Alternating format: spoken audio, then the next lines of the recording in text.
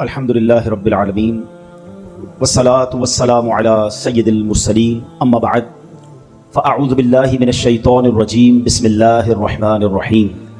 پڑھیے الصلاة والسلام علیک یا رسول اللہ وعلی آلک واصحابک یا حبیب اللہ. الصلاة والسلام علیک یا نبی اللہ وعلی آلک واصحابک یا نور اللہ. پیارے اسلامی بھائیوں، درود پاک پڑھنے کے بے شمار فضائل و برکات ہیں. کعبے کے بدر الدجا، طیبہ کے شمس الضحیٰ صلی اللہ تعالیٰ علیہ وسلم کا ایک بڑا پیارا فرمان ہے. میرے آقا فرماتے ہیں جس کا مضمون ہے کہ جو کوئی شخص ایک بار درود پاک پڑھے اللہ تعالیٰ اس پر اپنی 10 رحمتیں نازل فرماتا ہے، اس کے 10 گناہوں کو مٹا دیتا ہے اور اس کے نامہ اعمال میں 10 نیکیاں لکھ دی جاتی ہیں.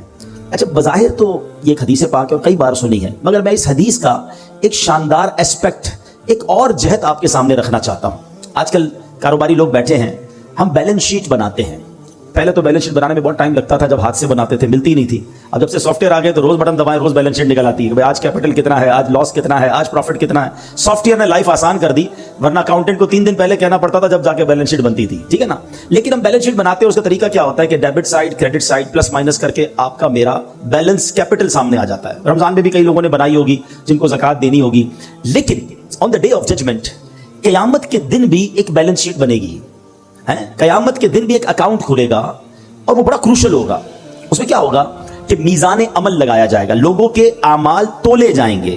ایک پلڑا نیکیوں کا ہوگا، ایک پلڑا گناہوں کا ہوگا. اچھا، یونیکنیس بتاؤں کہ جو میزان عمل ہوگا نا، ترازو، دنیا کے ترازو میں جو پلڑا بھاری ہوتا ہے وہ پلڑا جھک جاتا ہے، مگر قیامت کے دن جو پلڑا بھاری ہوگا وہ اوپر ہو جائے گا.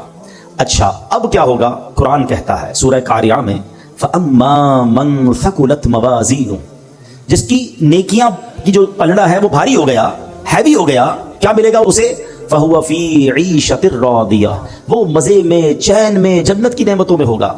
پھر آگے فرمایا وَأَمَّا مَنْ خَفَّتْ مَوَازِينُهُ فَأُمُّهُ هَاوِيَةٌ وَمَا أَدْرَاكَ مَا هِيَ نَارٌ حَامِيَةٌ. قرآن کہتا ہے جس کے پلڑا ہلکا پڑ گیا نا، نیکیاں کم ہوئی، گناہ زیادہ ہو گئے، وہ بھڑکتی آگ میں ڈالا جائے گا، شعلے مارتی ہوئی آگ میں ڈالا جائے گا. Try to understand. وہ جو بیلنس شیٹ ہوگی نا، موسٹ کروشل بیلنس شیٹ ہوگی. There is no way to change the balance. اس دن کوئی طریقہ نہیں ہوگا. ادھر تو مثال کے طور پہ کوئی بندہ قرضے میں چلا گیا، کسی سے لون لے لے گا، ڈیبٹ سائڈ زیادہ ہے تو کسی نہ کسی کے ساتھ لون لے کر ایڈجسٹ کر لے گا.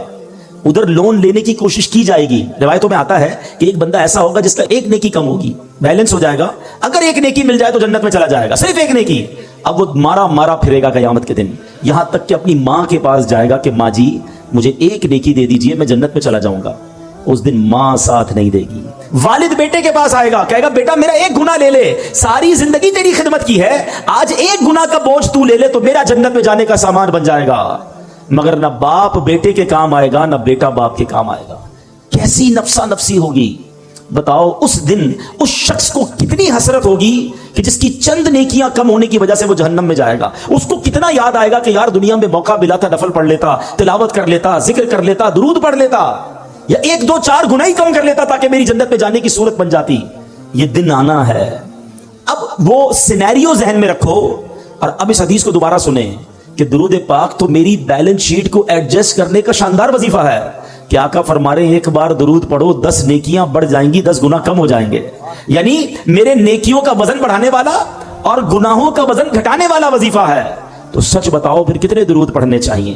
کوشش کیا کریں فضول کاموں سے بچ کر. بہت زیادہ ٹائم اپنے موبائل فون کے ساتھ ویسے ہی گپ شپ میں گزار رہے ہوتے ہیں، لینا نہ دینا پتہ نہیں، ساری سوشل میڈیا کی ویڈیوز دیکھنی ہیں. اس کے بجائے اللہ رسول کا ذکر کر لیا کرو، درود پاک کی کثرت کر لیا کریں. انشاءاللہ نامہ اعمال میں نیکیاں بڑھتی رہیں گی اور گناہ کم ہوتے رہیں گے. اللہ مجھے بھی اور آپ کو بھی کثرت کے ساتھ درود پاک پڑھنے کی توفیق عطا فرمائے. آئیے مل کر محبت کے ساتھ بآواز بلند درود پاک پڑھ لیں. صلو علی الحبیب صلی اللہ تعالی علی محمد صلی اللہ علیہ وسلم. اب آؤ میں بتاتا ہوں وہ کریم رحمان کیسا ہے، وہ رحیم کیسا ہے، وہ رحمتیں کیسے برساتا ہے. اس کی رحمت یہ چاہتی ہے کہ میں اور آپ بخشے جائیں. روایتوں میں آتا ہے حضرت ابو سعید خدری رضی اللہ تعالیٰ عنہ راوی ہیں اور نبی پاک علیہ السلام کی حدیث ہے. یہ واقعہ خود نبی پاک نے صحابہ کو سنایا کہ ایک شخص تھا بنی اسرائیل میں، اس نے 99 قتل کیے. حدیث پاک کا خلاصہ ہے 99 مرڈرز. اور اس کے بعد اسے خیال آیا کہ یار بہت ہو گیا، کتنے گناہ کرے گا، اب تو توبہ کر لے. وہ ایک راہب کے پاس گیا, سو کالڈ مولوی صاحب, اس زمانے کے بھی سو کالڈ ہوں گے, علم تھا نہیں, لکس لائک, بے شک ہم بھی آج کل ہر داڑھی والے کو عالم دین سمجھ لیتے ہیں, بلکہ اب تو بغیر داڑھی والے کو بھی عالم دین کہنا لوگوں نے شروع کر دیا. یہ عجب فینومینا چلا ہے کہ جس کی مرضی وہ اسلام کی انٹرپریٹیشن کر رہا ہے اور لوگ اسے سنی جا رہے ہیں. اللہ کے بندوں, عالم دین صحیح عقیدے والے سے بات سنو گے تو سمجھ آئے گی. یہ حدیث بھی اسی طرف رہنمائی کر رہی ہے کہ کہنے کو وہ کوئی مذہبی آدمی ہوگا, یہ بندہ چلا گیا اس کے پاس, کہا حضرت 99 قتل کیے ہیں, کیا میری توبہ قبول ہوگی؟ وہ بندہ, اس نے کہا خدا کا خوف کر, 99 بندوں کا قاتل, تیری توبہ قبول نہیں ہونی. اس نے اس بندے کو اللہ کی رحمت سے مایوس کر دیا. اب وہ پہلے ہی قاتل تھا, اس نے کہا چلو پھر سینچری پوری کرتے ہیں. اس نے اس راہب کو بھی مار دیا, 100 قتل کر لیے. پھر خیال آیا نہیں, غلط کیا, توبہ کرنی چاہیے. پھر کسی عالم دین کے پاس گیا. اب عالم دین نے کہا کہ نہیں, تمہاری توبہ قبول ہو جائے گی, گھبراؤ نہیں, اللہ کی رحمت سے مایوس نہ ہو. ایسا کرو, فلاں علاقے میں نیک لوگوں کی ایک بستی ہے, تم اس کے ادھر چلے جاؤ اور ان نیک لوگوں کے قریب جا کر اللہ کی بارگاہ میں دعا کرنا, تو اللہ کریم جو ہے تجھ پر رحمت فرما دے گا, تیری توبہ قبول کر لے گا. یہ بندے نے نیت کی, اچھی نیت, اور چل پڑا. اللہ کی شان دیکھو, راستے میں اس کا انتقال ہو گیا. عذاب کے فرشتے آ گئے, ہم لے جائیں گے, 100 بندوں کا قاتل ہے. رحمت کے فرشتے آ گئے, ہم لے جائیں گے, توبہ کی نیت کر لی تھی, چل پڑا تھا, اللہ سے دوستی کا ارادہ کر لیا تھا, یہ چل پڑا ہے. اب دونوں قسم کے فرشتوں میں ایک طرح سے بحث شروع ہو گئی. عذاب کے فرشتے کہتے ہم لے جائیں گے, توبہ کی تھوڑی تھی, گھر سے نکلا ہی تھا, ارے 100 تو قتل کر دیے ہیں. رحمت کے فرشتے کہتے نہیں, اللہ کی راہ پہ چل پڑا تھا, دل میں شرم اور ندامت آ گئی تھی, ہم لے جائیں گے.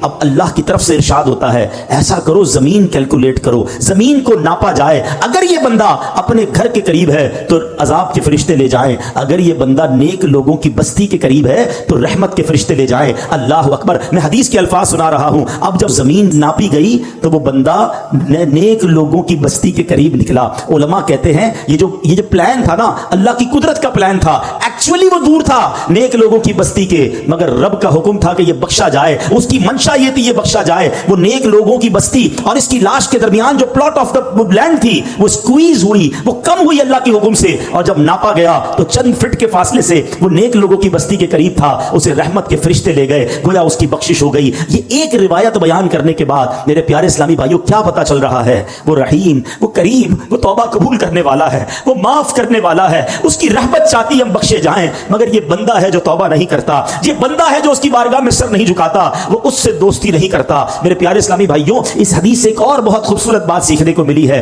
یہ حدیث پہلے سمجھیے گا, نبی پاک واقعہ سنا رہے ہیں صحابہ کو, اٹ مین سارا کانٹینٹ جو ہے وہ آتھرائزڈ ہے, سارا کانٹینٹ جو ہے وہ زبردست کلیئرڈ ہے, تبھی تو نبی پاک سنا رہے ہیں نا. تو آقا نے کیا بتایا کہ لوگوں نے مشورہ دیا نیک لوگوں کی بستی کے پاس جا کر دعا مانگو. اٹ مینز کہ اگر آج بھی کوئی اللہ والوں کے پاس ان کی اگر حیات ہے تو ان کی صحبت میں جا کر دعا مانگے, اور اگر دنیا سے چلے گئے ہیں اور ان کے مزار کے پاس جا کر اللہ سے دعا مانگے کہ اللہ ان کے صدقے, نیک لوگوں کے صدقے, مبارک جگہ کے صدقے میری توبہ قبول فرما لے. تو جہاں رحمتیں برس رہی ہو ادھر جا کر دعا کرنا, ادھر جا کر اللہ سے مانگنا, یہ اس حدیث سے ثابت ہے. ویسے تو قرآن کی آیت سے بھی ثابت ہے کہ جب حضرت زکریا علیہ السلام کو دعا کرنی تھی, بیٹے کی تمنا تھی, تو قرآن کہتا ہے حضرت زکریا کہاں گئے تھے؟ محراب مریم میں گئے تھے. سورہ مریم اٹھاؤ, وہاں قرآن کہتا ہے کہ حضرت زکریا نے مانگنا اللہ سے تھا, گئے کیوں محراب مریم میں؟ ارے اللہ سے تو کہیں سے مانگ سکتے تھے نا. نہیں, بی بی مریم وہاں عبادت کرتی تھی, یہ دعا کی قبولیت کا مقام تھا. محراب مریم میں جا کر دعا کی, اللہ نے بڑھاپے میں انہیں اولاد عطا فرما دی. تو پتہ یہ چلا اللہ والوں کے جہاں قدم لگے, اللہ والے جہاں عبادت کریں, اللہ والے جہاں موجود ہوں, اگر وہاں جا کر دعائیں مانگی جائیں, اللہ مجھے اور آپ کو بار بار مکے مدینے کی حاضری عطا فرمائے, مقدس مقامات کی حاضری عطا فرمائے. وہاں کا سفر کر کے رب سے جب وہاں جا کے بندہ مانگتا ہے تو بگڑی بن جایا کرتی ہے. تو بہرحال یہ ہے میرے رب کی رحمت, سبحان اللہ.